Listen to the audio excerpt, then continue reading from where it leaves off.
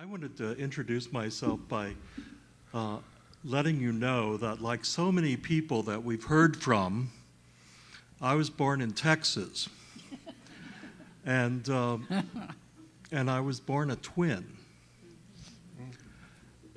My twin is gay too.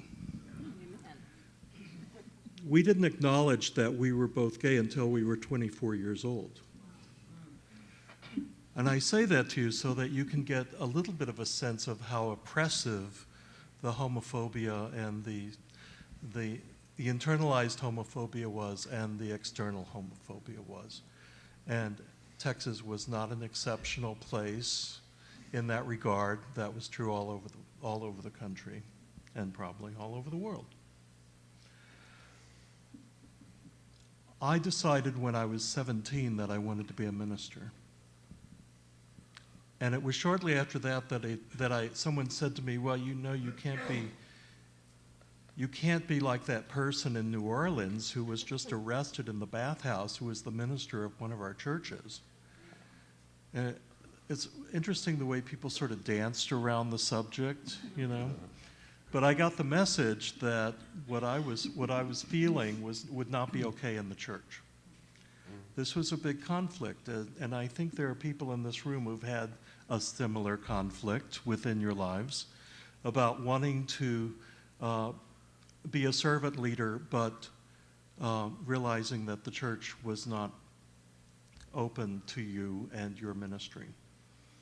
So I went through college and 3 years of seminary, or 2 years of seminary, with a real struggle about how do I reconcile my faith, my vocation, and my human sexuality. And all of that came to a head. There's a lot of agony and all that, a lot of crying, a lot of questioning, and it sort of came to a pinnacle point on November 11th, 1970, which was the day that I came out publicly as a gay Christian at Pacific School of Religion.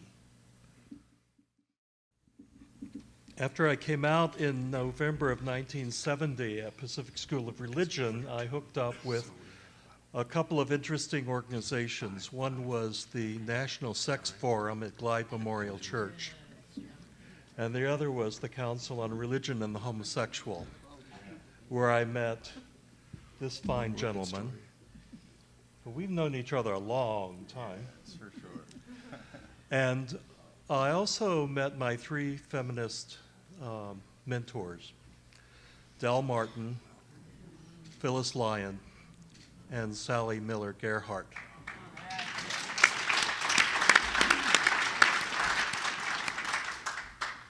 I came out, after I came out at seminary, the United Church of Christ was on notice that I intended to ask for ordination, which completely freaked them out.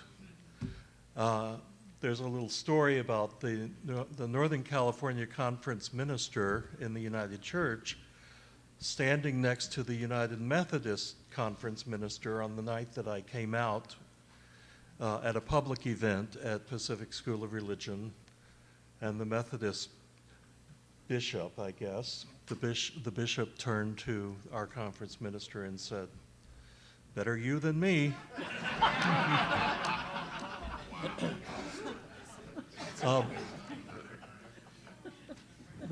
I graduated in 1971, but I was not approved for ordination until April of 1972.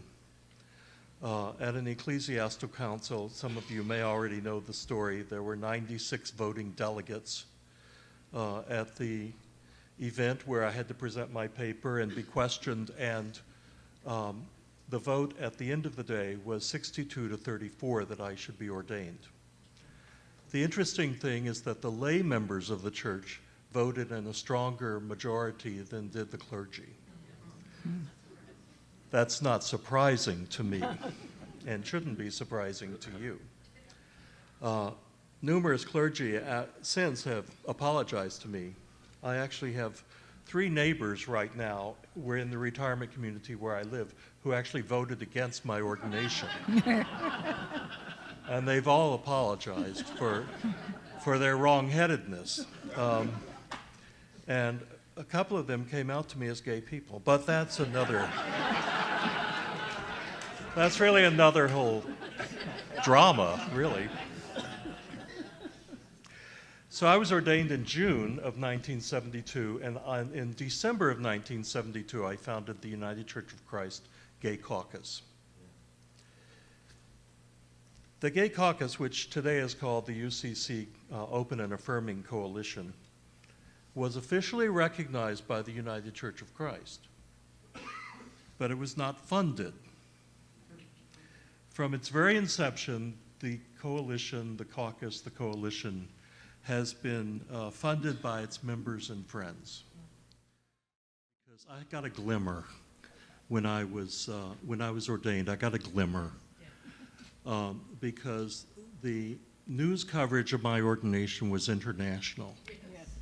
And as a result of that, I got letters from all over the world, from young people saying, "Oh my God, are you real?" You know, can I come live with you? It was an amazing assortment of letters of folks who were, and from clergy people who were saying, "I never thought I'd live to see something like this happen." And that was my glimmer. I thought, oh wow, this is a lot bigger than I thought it was going to be. I thought that I was just, following my vocation. I didn't realize that my vocation would end up, having such a worldwide effect just through the simple act of asking to be ordained.